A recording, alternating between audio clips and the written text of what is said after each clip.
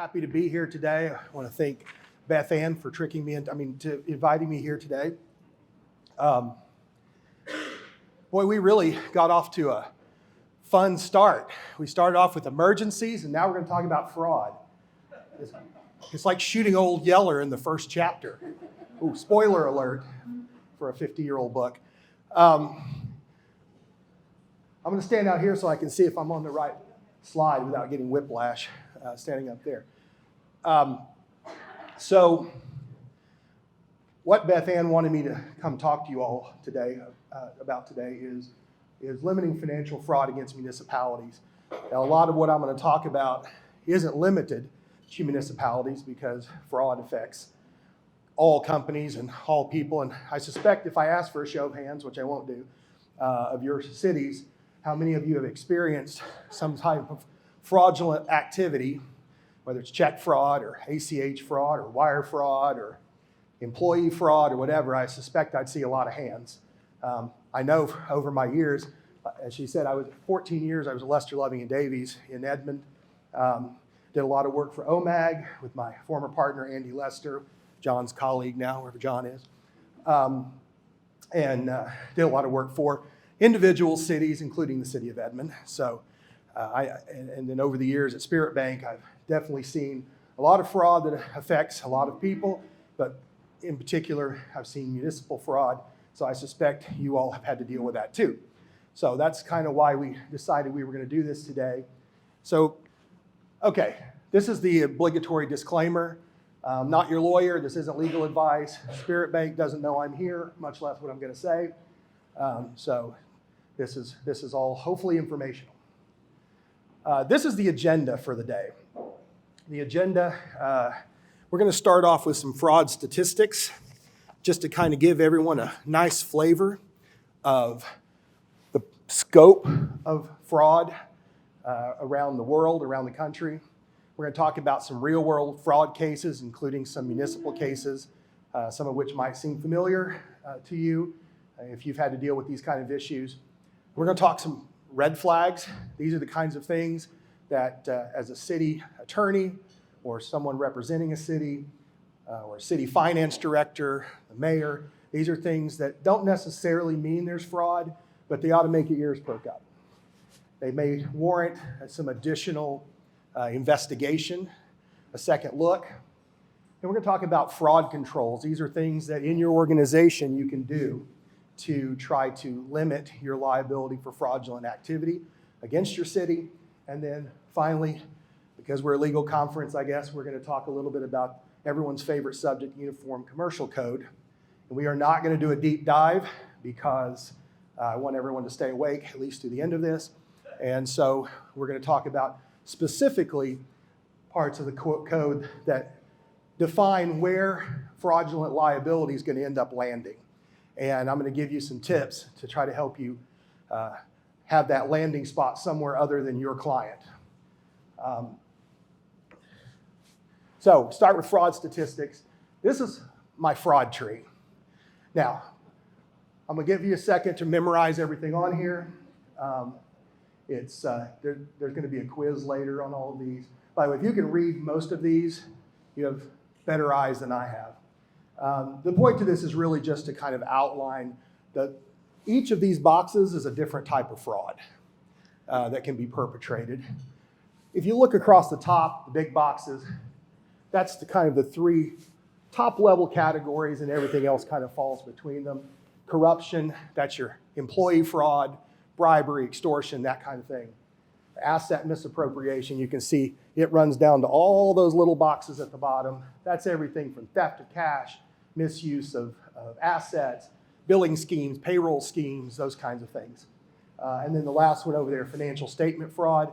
That is not really going to be an issue too much for you all. That's where essentially you inflate your assets or improperly lower the liabilities that you actually have. That's more common in public companies, those kinds of things. It's common for companies trying to get a loan to inflate assets or minimize their liabilities. Not so much a city because everything's public. So occupational fraud. Occupational fraud is your employees. That's who we're talking about here. We're not talking about a third party. We're talking about somebody, from Russia. We're talking about your employees. This information is from 2021 because it takes a while for data to sort of filter through. But in 2021, there were 2,110 cases in 133 countries, $3.6 billion of losses, average loss of 1.7 million. 21% of the cases had losses of over $1 million. Certified fraud examiners estimate that companies lose approximately 5% every year of their revenue to fraud. You apply that against the GWP, that's $4.7 trillion lost to fraud in a year. Typical fraud case involves $8,300 a month and isn't detected for 12 months, so a year. Most common types of occupational fraud that affect municipalities: corruption. This can be conflict of interest, issues with your employees. We've got billing schemes, which is self-explanatory, fraudulent billing, fraudulent invoices, those kind of things. Non-cash fraud, including asset misappropriation. This can be stealing assets, stealing computers, stealing office supplies, whatever. Payroll fraud, obviously, and expense reimbursement fraud, obviously submitting expense reimbursements that are not legitimate. Check and mail fraud, huge problem. I bet most of you, or at least a lot of you, have had issues with check fraud. Huge problem for us at the bank, huge problem for our customers. Just to give you a sense of how big a problem this is becoming, 2021, there were 250,000 cases reported to the Department of Treasury. 1 year later, that had gone up 84% to 460,000 cases. And I promise you, when the 2023 numbers are out, it's going to be a bigger number than that one. Wire transfer fraud. Some of you may have experienced this. I'll tell you one thing. I get this question a lot. Which is safer, wires or checks? Wires, 100%. 100%. Because we, the bank, and you, the customer, control this whole process. If we get wire fraud at the bank, it's almost always because our customer screwed up. Because we control the whole process. Whereas with check fraud, you got third-party bad actors out there who actually physically can possess the instruments that are being used in the fraud. And then they come back in. We don't know who the payee really is because you didn't tell us. I mean, you don't usually call the bank, say, I just wrote a check to John. So it comes back in, it's made out to Jane, it gets paid. And we'll talk about how that works out later on in terms of where that liability is going to lie. Wire fraud or wires are much safer if everybody's following the rules and doing what they're supposed to do on the bank side and the customer side. Business email compromise. I know some of you have had business email compromise issues where you've gotten emails purporting to be from a legitimate vendor or something like that, and oops, it wasn't really them. Their emails got hacked. This happens a lot. We see it a lot in real life. A lot of times it has to do with real estate because those involve typically large wires out to close real estate transactions. But you can see from 2015 to 2022, 2015, this was a small problem. 2018 on, it's a large problem. It's actually worse than it looks because this is the amount of the loss to business email compromises only related to real estate.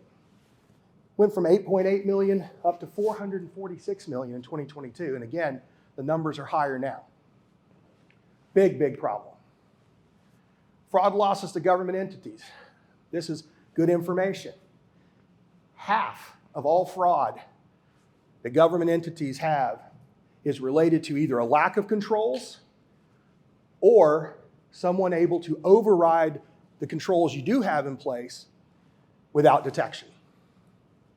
So half of the fraud essentially occurs because inside the company, inside the city, inside the state agency, whatever it might be, you have an internal control problem.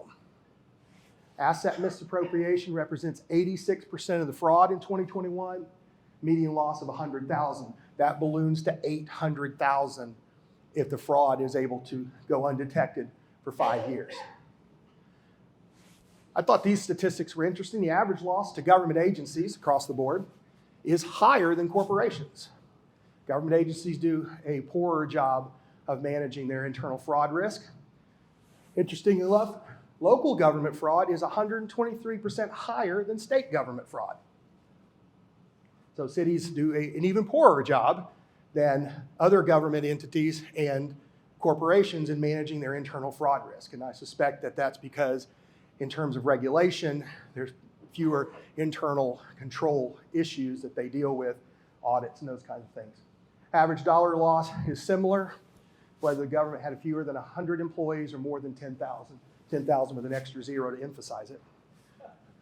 Or maybe it was because I thought Beth Ann was kidding when she told me I was going to be here, so I was in a hurry. So real world cases. These first group of cases all involve cities. They're employee fraud cases. Dixon, Illinois, long trusted controller and treasurer, stole nearly $54 million over 22 years to finance a lavish lifestyle of competitive horse breeding in Dixon, Illinois, the capital of competitive horse breeding, I guess. Now you could think about the lack of internal controls you got to have someone steal $54 million from a small town in over 22 years. Does this government have anybody else in it? They do not have a good city attorney, I can tell you that much. Certainly don't have a good finance director or mayor or whatever. Placentia, California, financial service manager embezzled $5 million, wired it to pay his gambling debts. Anson, Maine, tax collector, $500,000 in tax receipts. As we talked about earlier, that's skimming. Skimming money off the top. That's a way of taking cash. Spring Lake, North Carolina, finance director, $567,000 over 5 years. The thing I love about this one is she was writing checks to the assisted living facility where her husband worked and putting his name in the memo line. Is anyone else in this city reviewing anything? I mean, good grief. Now, if you look at these, one thing jumps out at me. Comptroller, treasurer, financial service manager, tax collector, finance director. Y'all need to be looking at your finance people hard. They're sketchy. But the truth is, obviously, if you're going to steal money from an organization, whether it's a city or anybody else, if you're the person managing the money, and watching the bills, watching the money go in and out, you're in a better position to steal that money than the guy that works at the police department and drives around in the car all day long. Wire and check fraud. This is another business email compromise. Save the Children got a nice email saying, hey, we need money to buy solar panels in Pakistan, and sure enough, they sent them $1 million. You may be shocked to know that they weren't for solar panels in Pakistan. So, same thing, St. Ambrose Catholic Parish, $1.75 million wired into a fraudulent account when they got an email they thought was from their vendor, a construction company, saying, hey, you haven't paid us. Oh my goodness, I'm sorry. Here's $1.75 million to the information you sent us to wire to in an email. That went away too. This is a check washing thing. Does everybody know what check washing is? Do I need to explain that? I'll give you the little primer. Beth Ann does. She's raised her hand. Check washing is obviously someone takes a check and they change some of the information on it. Often the payee, often the amount. That's much easier to do now than it used to be, as is counterfeiting, because with all the computer systems and printers and things, you can make checks that look pretty darn good. This woman in Birmingham got 94 months in prison. She was washing checks in kind of a ring and was sending runners out then with the washed checks to deposit them. And oftentimes those checks will go through because a lot of the check processing, a lot of it is automated. And so if we don't know who the payee really was or what the amount really was, if something doesn't trigger, if it doesn't have a weird signature on it, if it looks good, it's probably going to go through until somebody sees it. And we'll talk about in a little bit what to do about that. All right, red flags. What can you keep an eye out for? Maybe to help these frauds not happen to you. Well, there's a few things. Occupational fraud, again, this is your employees. The number one thing of red flag of occupational fraud is employees living well beyond their means. So unless your employee won the lottery, if your treasurer shows up in a Lambo and buys a new house that Zillow says was $6.5 million, and you know you pay them $40,000 a year, you might have a problem. Or if they have a horse farm and they're breeding competitive horses, you might have a problem. Now, there's some other things that are red flags. I'd say everything else is a red flag that probably needs to be sort of cumulative, like any one of these: divorce, financial issues, a close relationship with a vendor. Those don't necessarily just scream, oh my gosh, fraud, but you start hearing more than one of those. It's one of those things, again, ears perk up, might be worth a second look. Wire transfer fraud. Look, if all your vendors are in Oklahoma, or at least in the US, someone tells you to wire money for whatever you just bought to France or Germany, that's sketchy. You need to look into that. You need to make a phone call. Wire requests via email. We just talked about a couple minutes ago, business email compromise. It is shockingly easy for people to get into other people's email accounts, particularly corporate email accounts. If you're not a big corporation, you probably don't have super good security, and someone gets in there, it's going to look like it came from the guy you deal with every day, you get an email from every day. You're not going to have a second thought. But if he sends you wire instructions and says verify this with the number in the email, please do not do that. If you're going to verify wire instructions, use a number that you know, have used before, you know it's the right number. I don't care if he says, I'm on vacation, you need to call this number, or I'm skiing and we got bad cell service, so call this number, it's my wife's phone, whatever, it doesn't matter. Don't do it. Don't do it. One of the reasons that wire are so much safer than checks is because we have all of these processes. If you go to, like at our bank, you come to the bank and you tell us you need to send a wire, we've made you previously, when you had set up that account and decided to make it an account that was going to wire in and out of, you filled out a wire transfer approval form. And that form says, here's who can authorize wires, here's the number to call them, and we will not send a wire till we have called that number and talked to that person. Because that's and so again, when I said almost all wire fraud that we actually have occur is because the customer goes, oh no, that's legit. Yeah, go ahead and send that wire. Are you sure? You're buying something in Argentina? Yeah, no, I am. Go ahead, send that wire.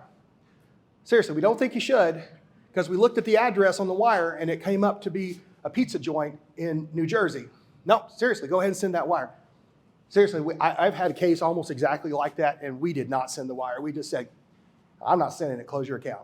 If you want to send a wire, you're going to find another bank to send it.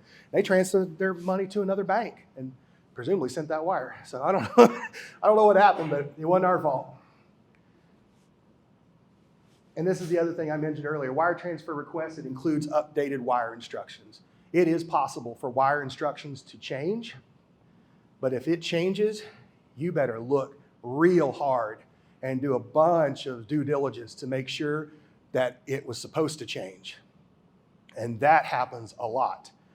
In fact, most of the time now, if you're dealing with a title company in a real estate transaction, there'll be a big red disclaimer at the bottom that says, do not accept wiring instructions by email. Check fraud. Everyone loves check fraud. If you see weird withdrawals in accounts to payees you don't recognize, you should call your bank. If you've had checks stolen from the mail or you've lost checks, call your bank immediately. We'll close the account. We'll transfer everything over to another account. We'll help you move your ACHs over. We'll get you in an account that isn't going to have a check come back through that's fraudulent. The intended recipient says, oh, we never got that check. Call the bank. Stop payment on that check. so it doesn't come back through. If checks don't look right when you review your statement, hey, something doesn't match on it.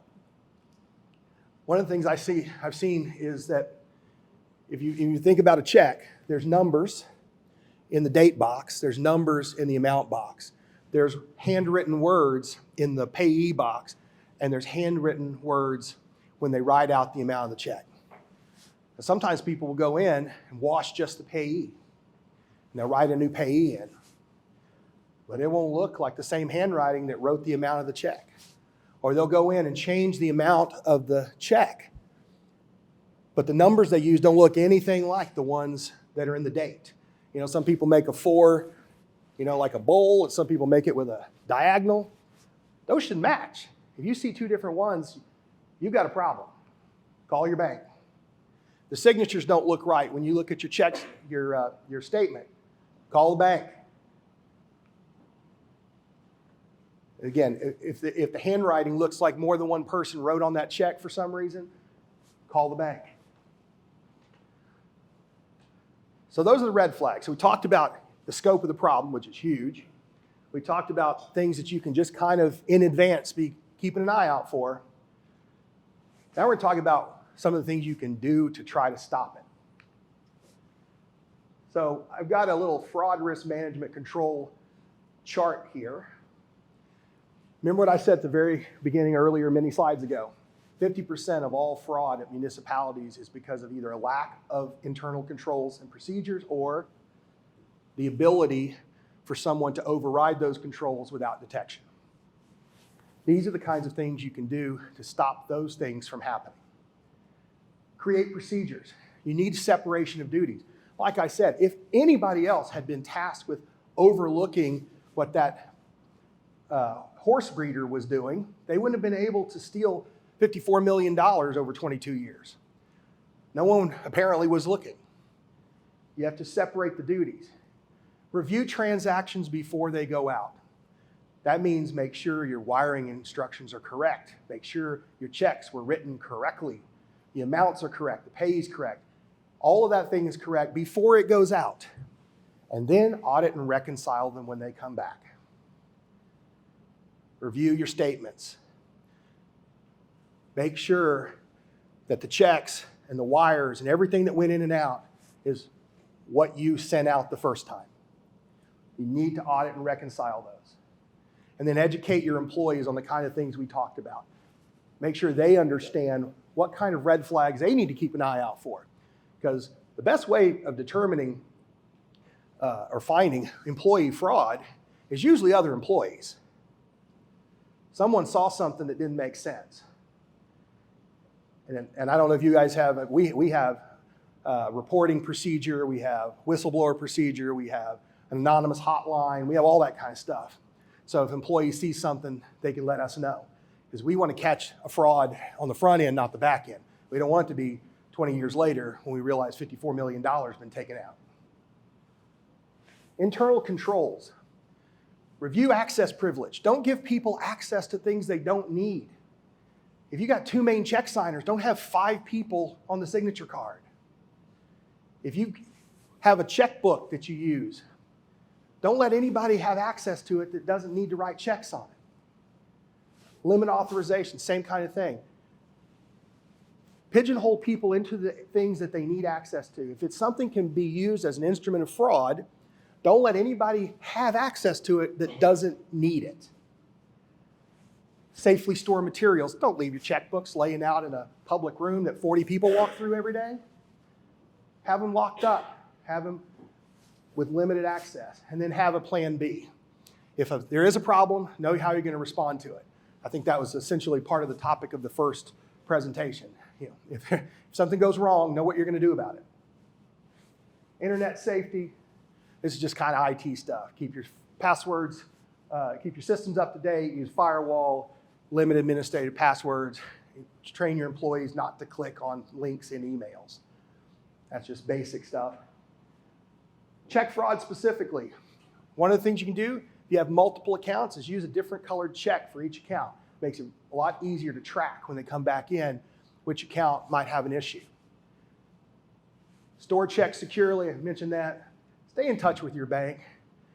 If you're a municipality, you're probably a pretty good customer. If you're a big company, you're probably a pretty good customer. Even if you're just a small mom and pop, you're probably a pretty good customer. You got a problem, call us. Tell us up front what you think the problem might be. We'll try to help you fix it. You wait till the end, it's a lot harder. So call us. Be in community. If you're not at a bank where you can communicate with somebody who knows who you are as a customer and what you are doing in and out of the bank in terms of what your transactions look like on a general basis, find someone that does. Because if you got a problem, you don't want to spend 30 minutes on a 1-800 hold call shouting at the phone, customer service representative, right? You want to be able to get a hold of somebody. Review and update your signature cards. I don't know, I see this, I don't know so much with municipalities, but I have seen this with municipalities specifically, but not as much as with private companies. If there's a change in the person who should have access to your account, you need to come in and change your signature card. You fire your treasurer and she's on your signature card and you don't come change it, and she writes a check, it's going to clear and it's going to be on you because she had the right to sign it until you change that signature card. So update your signature cards. If you got any change in somebody that should have access to your account, come update it.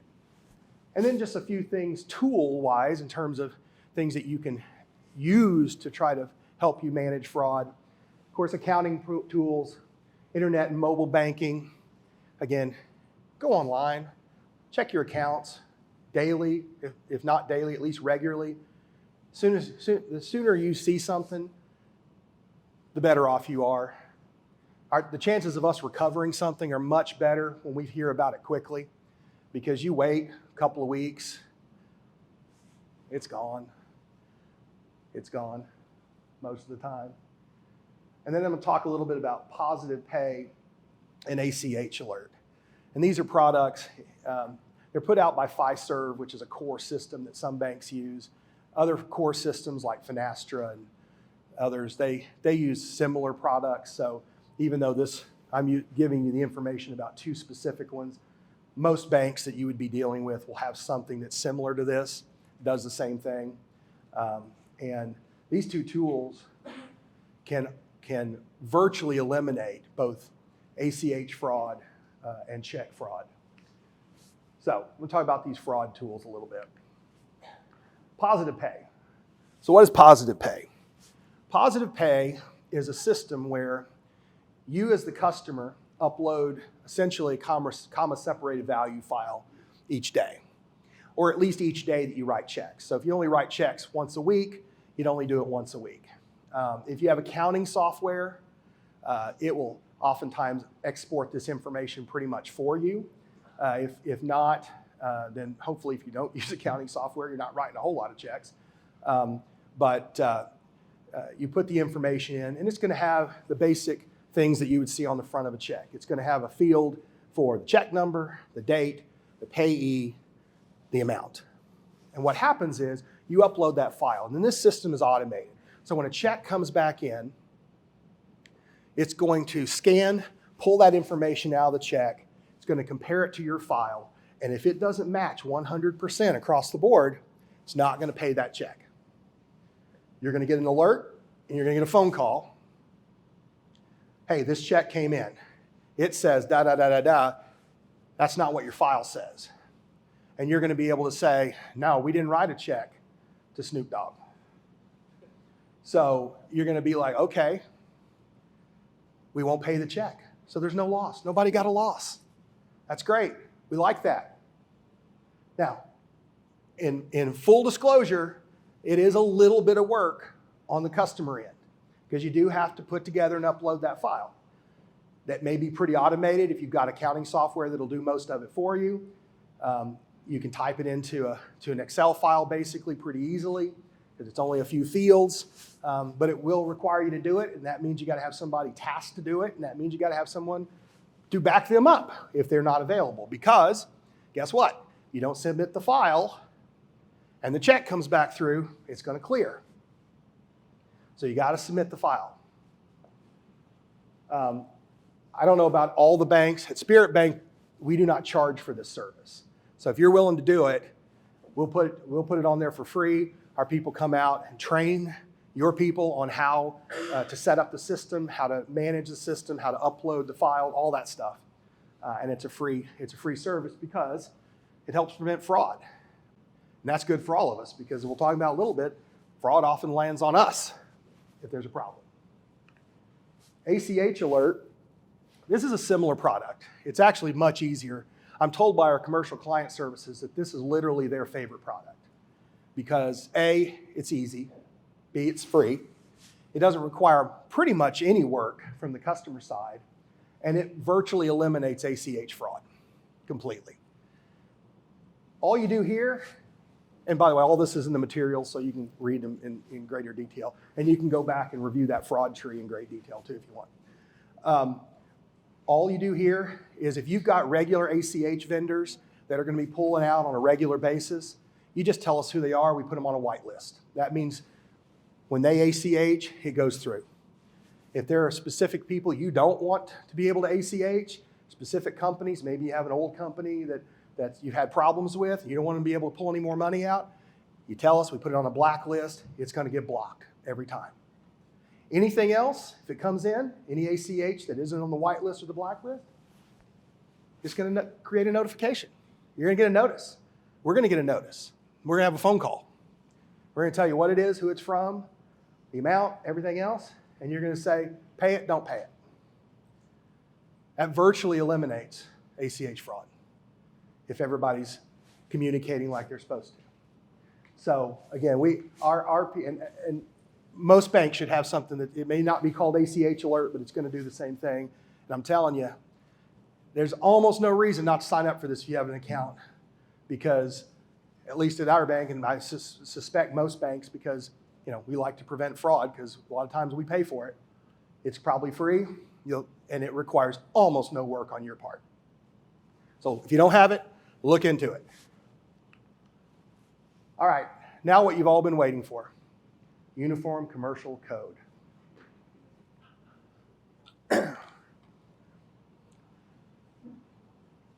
So when we look at altered or counterfeit items, so in this case, we're talking about checks. Who's going to end up paying for it? That's the big question, right? Who's going to end up paying for it? Well, typically, the first person that's going to end up paying for it is us, the bank. Because under your account agreement and the UCC, we're only allowed to pay things that are considered to be proper items.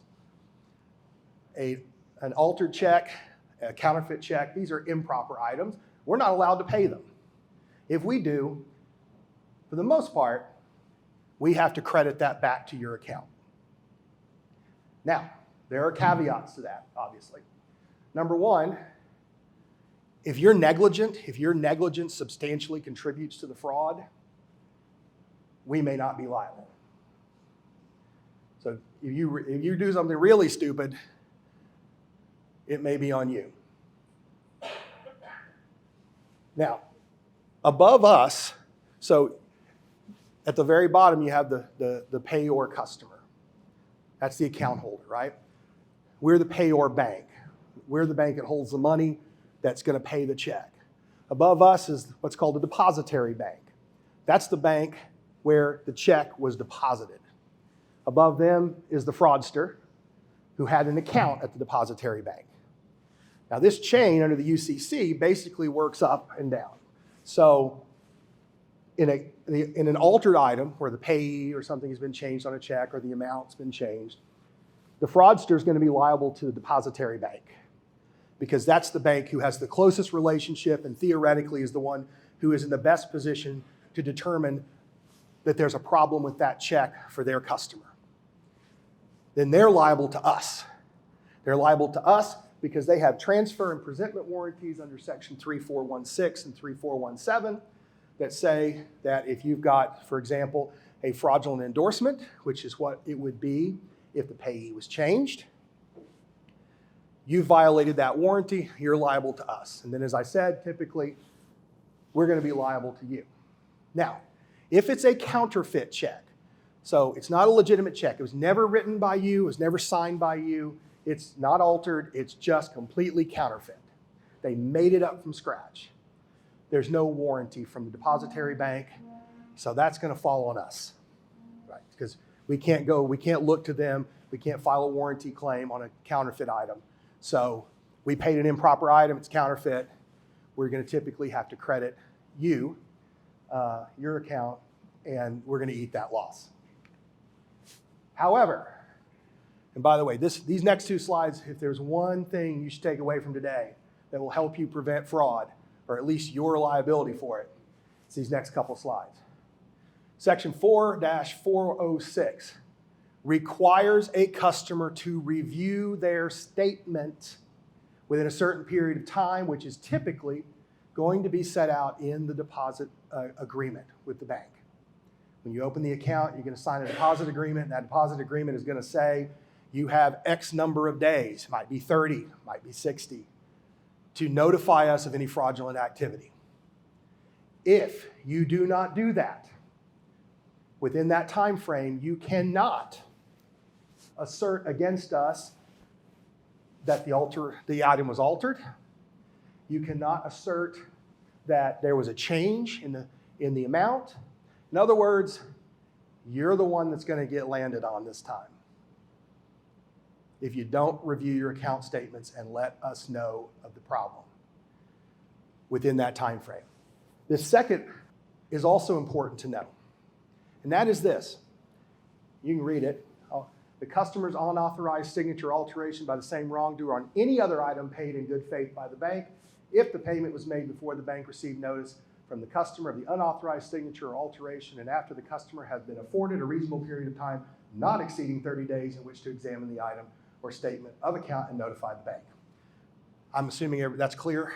I don't need to go into any more detail on that, right? No. Here's what that means. What that means is, let's say you have a fraudulent check and you don't report it to us within 30 days. And then the same wrongdoer issues another fraudulent check and we pay it. And you come in running in the next day, hey, this was a fraudulent check. You paid a fraudulent check. Well, we're going to look back and we're going to say, wait a second. You had 30 days to report the first fraudulent check and you didn't. So even though you reported this one within 30 days, you don't get paid for either one of them. Because the idea here is, once you've had a wrongdoer commit fraud on your account, if you don't tell us, and then we have another loss from the same bad actor, you don't get paid for either one of them. Because you're in the position, if you'd done what you were supposed to, if you told us in the first 30 days about the first fraud, we never would have had the second one, because we'd have closed your account and we'd have moved you over to a different account, or we'd have put you on positive pay, or we'd done something to keep that second one from ever happening. And if you didn't, now you're stuck with it. Review your account statements when you get them. Report any fraud immediately. I'm serious. This will, as I talked about, unless you're incredibly negligent, almost every altered item, counterfeit item, is going to end up ultimately being the bank's responsibility, either the payor bank or the depository bank.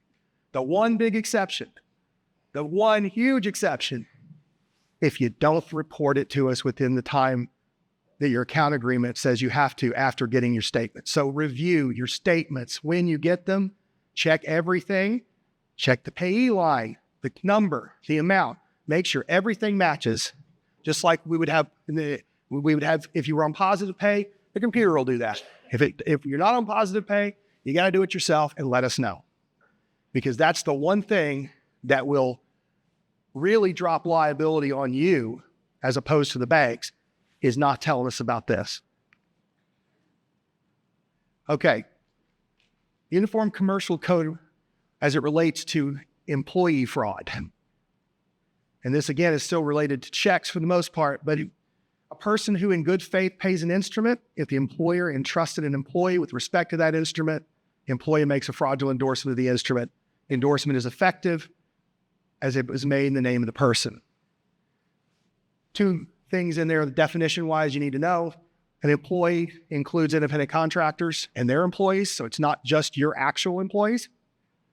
And 2, responsibility with respect to the instrument means the person who's signing the checks, person who's processing the checks when they come in from outside. So bill payments, someone paying their gas bill, whatever. Person who's preparing the instrument, who's writing the checks, printing out the checks, however your process is. The person who tells you who to make the checks out to. So who's responsible for saying, hey, we need to pay vendor X this amount of money. And the person who takes the checks to the mail. The person that you've assigned to mail these checks. And then there's a catch-all for other circumstances that kind of fall just outside, but in the same general line. The reason this is important is because if you give someone access to your financial instruments in any of these ways, and they use that access to commit fraud, we don't have to prove you were negligent. We only have to prove you gave the person access to that instrument. It was part of their responsibility, and that they were a participant in the fraud, and the liability is on you. The liability falls on you because ultimately you're responsible for what your employees do. And if you give them an opportunity, we talked earlier about in the different elements of things you can do, separating duties and having people who overlook one another and can verify and all those kinds of things, which some of these cities that we talked about, they got these big fraud cases that came where employees were stealing money. It's because they didn't have these things in place. And what happens in those cases is if you've given the employee access and responsibility over those instruments and they use that to commit the fraud or participate in the fraud, it's going to be your responsibility. And this also covers situations where they provide the name of the payee and it's not a legitimate payee, and the intent was never for the payee to receive the funds, but it was for the employee or someone affiliated with them to receive the funds. You get to the same point, which is ultimately is still the employer's responsibility. So the 2 big areas where fraud can land on you instead of on us. Number 1, you don't report it within the time required by your account agreement after you receive your statement. And number 2, if your employee was given access to the instruments and they're participant in the fraud. Other than that, most of the time, it's going to be on the bank, either the payor bank or the depository bank, and not on you. I think that's it. So, any questions about any of that? Yes, sir. Back situation. Bank has a long-time customer, owned the business, older, probably he's got 4 or 5 checks signed by spouse, child, grandchild, spread, portrait, phonics. Well, I mean, it could be. I know about. What's that? Unless they don't want you to pay me, you should pay that. Yeah, I mean, Bank said, sir, I'll pay that if you will file for TikTok with muscle. That's list. Yeah, when you have a fraudulent or altered item or a counterfeit item, and you let us know about it. Usually, the first step and it's been paid. Then the first step is you have to complete what's called a forgery affidavit or an alteration affidavit, because that's the document. It's a document that police want to see if you're going to report it as a criminal act, which we typically would. And 2, as your bank, as the payor bank, we're going to file if it's an alteration, we're going to file a warranty claim, as I talked about earlier, with the depository bank. And one of the first thing the depository bank's going to want is a copy of a forgery or alteration affidavit. That's the first thing you're going to want. They want to see that the endorsement was forged or that something on the check was altered. And so the first thing that they'll ask for is an affidavit from the customer, and then copies of whatever instruments, whatever we have, the checks that came back in front and back. And I can tell you, this is really, really important when you fill this out, because I know personally of circumstance where the person who went and filed a police report and filled out an affidavit, said in their police report, in their affidavit, that that they thought that their employee had mailed out a check that was filled out, except that they left the payee line blank. Now, remember we talked about earlier, if you're grossly negligent and that substantially contributes to the fraud, the banks may not be liable. Well, sending out checks with the payee line blank is one of those kind of things. So in that particular case, both the payor bank and the depository bank said, well, that's on you. Well, they actually did an investigation after that, they being the client, and they determined that that wasn't what happened. At least they came back with a second opinion, and they tried to amend all of that and file a different affidavit saying, no, we didn't actually send out blank checks. It must have been washed. We filled it out and it was washed. Well, that's fine, except that at that point, nobody's going to buy that story because we just told you weren't getting your money back. And now you're like, oh, no, wait.